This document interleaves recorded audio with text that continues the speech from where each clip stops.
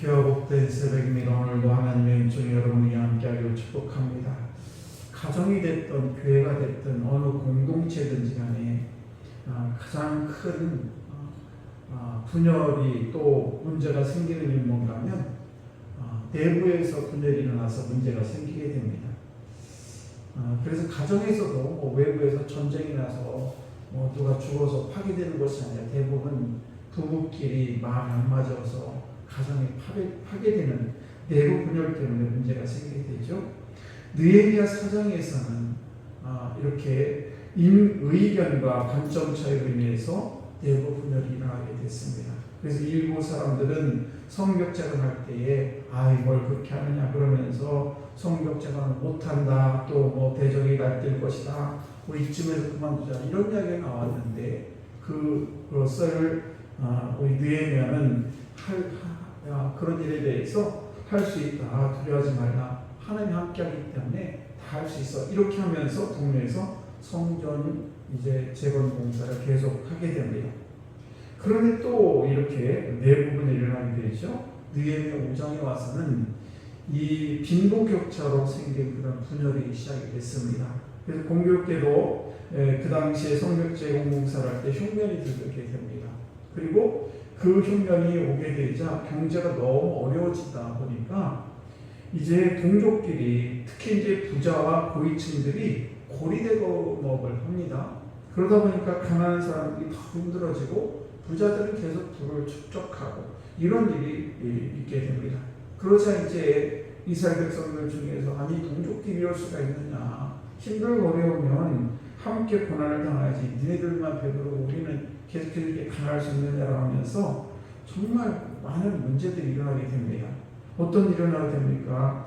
돈과 곡식을 빌려가지고 빚더미에 앉았고, 또 이제 3절 말씀 보시기는 밭과 포도를 다 해가지고 빚을 얻게 되고, 또 흉년으로 이제 세금도 낼 돈이 없어서 빚을 내가지고 세금을 내게 되고 이런 일이 벌어지게 됩니다. 결국 어떤 일까지나 자녀를 종으로 팔게 되고, 그리고 이제 딸이나 종이나 첩이 되어서 또 딸이 성적인 농락을 당하게 되고 이런 일이 벌어지게 되죠. 이 얼마나 어떠한 일이겠습니까? 동족끼리 그런 일이 있을 때 이 느헤미야가 이제 나서게 되는데, 느헤미야는 오늘 말씀 보시게 되면 7절 말씀 중에 깊이 생각하고 라는 그런 단어가 있습니다. 우리가 어떤 문제를 만날 때에 참 상당히 고민 많이 하지 않습니까? 특히 이제 느헤미야도 이렇게 백성들의 이런 부르짖음, 너무 형편에 맞지 않고 내부의 분열이 일어났을 때에 느헤미야가 신중하게 생각했다는 것을 알 수가 있습니다. 그리고 7절 말씀 보시게 되면 잘못된 그런 사람들, 부자들을 꼬집게 됩니다. 그리고 8절 말씀 보시게 되면 그래도 별로 반응이 없게 되자 대회를 열어가지고 공개적으로 이렇게 해서는 안 됩니다, 이렇게 하면서 야단을 치게 됩니다. 그리고 9절 말씀 보시게 되면 잘못된 행동으로 이방인들에게도 비방을 받지 않게 하라, 이렇게 느헤미야가 말하자면 많은 부를 축적한 그런 사람들에게 잘 타이르게 됩니다. 우리는 때로는 이 투철한 정의감 때문에 문제를 만날 때가 있습니다. 정의라는 것은 뭐냐? 자신이 가진 바른 생각이 정의가 아니라는 것입니다. 내 생각이 꼭 옳지가 않을 때가 너무 많아요.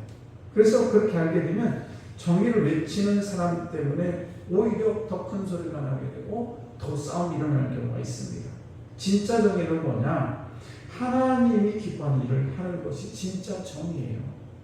그래서 진짜 정의는 되게 목소리가 큰 곳에 있는 것이 아니고, 우리가 정의도 중요하지만은 정의를 말하는 사람의 겸손한 태도가 더 중요한 것입니다. 그래서 공동체에서 우리가 주인의식을 가져야 됩니다만은, 그러나 주인 행세는 해서는 안 된다는 것입니다.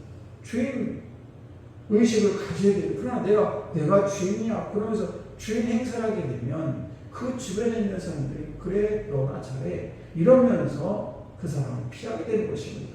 그래서 정의라는 건 뭐냐? 하나님이 기뻐하는 일을 하는 것입니다. 그래서 사랑으로 잘 돕는 것을 우리는 정의라고 할 수가 있습니다. 이렇게 백성들의 어려운 처지를 보고 느헤미야는 부자들을 책망하고 뿐만 아니라 먼저 자신의 형제들 그리고 자신의 직계 부하들에게 돈과 곡식을 나눠주게 합니다.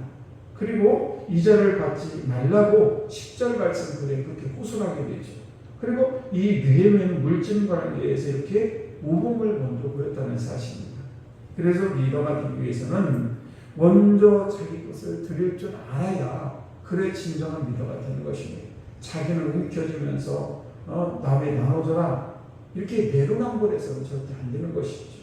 그래서 오늘도 우리가 돈을 지혜롭게 써야 되는데 신약에서 성인 아동이라는 그런 용어가 있습니다. 성인 아동이라는 뭐냐? 이 몸은 이 성인이 됐지만은 그런데 이렇게 성인이 됐습니다만은 돈을 쓰는 걸 보면 아이처럼 쓰는 사람이 있다는 것입니다. 그래서 무조건 쓰고 보는 거예요. 자기 형편 생각하지 않습니다. 그래서 핸드폰을 또 바꾸고 이런 사람도 있고 어떤 분은 컴퓨터를 또 바꾸는 사람도 있습니다. 이렇게 다 쓸만하고 다 할만한데도 불구하고 자기 형편과 전혀 관계없이 그냥 막 사치하는 옷도 또 사고 이런 분들이 있죠. 그래서 이런 것들은 뭐냐? 성숙과 미성숙을 어떻게 구분하는가? 돈을 어떻게 쓰느냐, 어디에 쓰느냐가 매우 중요하다는 것입니다. 그래서 돈의 가치를 있게 쓰게 되면 이 사람은 성숙한 사람이 되는 것이고 돈을 가치 없게 쓰는 사람은 미성숙한 사람이라고 하는 것입니다. 그래서 우리가 요즘에 돈을 소유하기보다는 돈에 소유되는 사람들이 참 많습니다. 그래서 직장도 돈을 보고 다니고 물론 중요하죠. 또 결혼도 사랑해서 결혼하는 것이 아니라 돈을 보고 결혼합니다.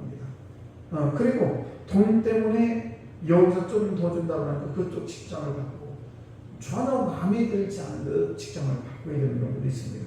또 돈이 이혼하게 하는 그런 경우도 있습니다. 돈 때문에.